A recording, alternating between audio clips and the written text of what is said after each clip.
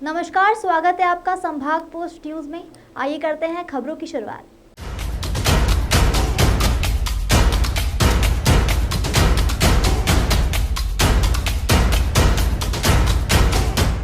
Education hub Indore में बड़ी संख्या में बिना मान्यता के कॉलेज संचालित हो रहे हैं, जहां विद्यार्थियों के साथ खिलवाड़ हो रहा है।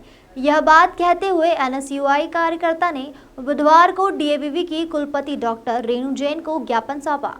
एनएसयूआई के कार्यकर्ताओं ने बुधवार को साउथ तुकोगंज स्थित कार्यालय के सामने जमकर नारेबाजी की और कुलपति के सामने पहुंचकर डीएवीवी के कई कर्मचारियों और अधिकारियों पर भ्रष्टाचार करने के गंभीर आरोप लगाए।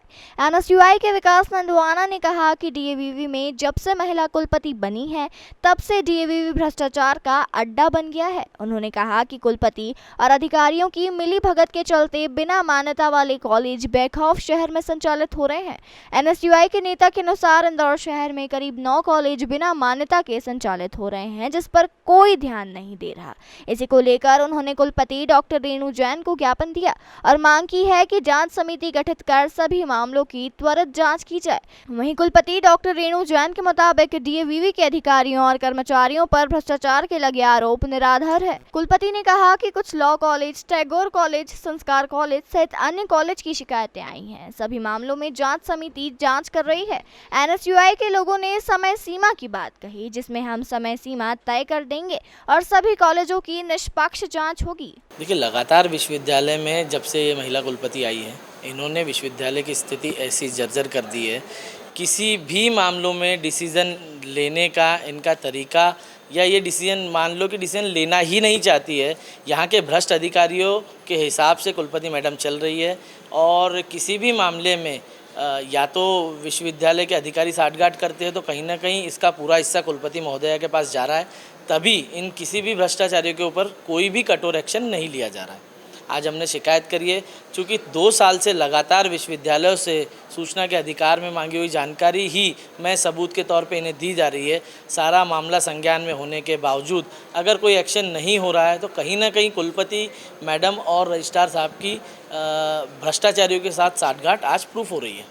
ये कुछ कॉलेजों की शिकायत लेकर पहुंचे थे कि उन पर कुछ अभी कार्यवाही नहीं हुई है, तो उसके बारे में उन्होंने जिन कॉलेजेस की शिकायत की थी उनके बारे में तो हमने उनको बताया कि इस बारे में जांच समिति बन गई है और उस पर तुरंत उस पर एक्शन लिया जाएगा। मीडिया के सामने ये भी कहा है उन्होंने कि जो यहाँ प्रबंधन में अधिकारी बैठे हैं उनकी साठगांठ से कॉलेज चलते हैं। इस पर क्या कहेंगे मैम? इस पर ये आरोप बिल्कुल गलत है, सरासर गलत है। जो भी चीज़ें हमारी नॉलेज में आती हैं उन पर पूरा तुरंत कार्रवाई की जाती है। हर कार्रवाई सबको बताई नहीं जा सकती, लेकिन कार्रवाई की जा रही है। जो मुझे अभी याद है, कुछ लॉ कॉलेज के बारे में जो सूचना थी, पहले टैगोर कॉलेज का किया था, लॉ कॉलेज का किया था, अभी एक संस्कार कॉलेज की शिकायत आई थी तो उनको भी नोटिस दिया गया है। तो सभी जहाँ जैसे जैसे कोई भी मामला प्रकाश में आता है तो उसमें करते हैं। एक ज़रूर थोड़ी सा एक लॉ कॉलेज के संबंध में एक बात ये हुई थी, उसका भी कह रहे थे कि परीक्षा लेट हुई है, तो उसमें भी क्या है कि जो अभी तक सिंपल एलएलबी ऑनर्स की नहीं ली जाती थी, अभी तक सब जगह सभी पूरी यूनिवर्सिटी में एलएलबी ऑनर्स की डिग्री दी जाती थी। कुछ दिनों बाद ये संज्ञान में आया, पहले वो सारे कॉलेज बीसीआई से एलएलबी सिंपल की मान्यता लेते थे।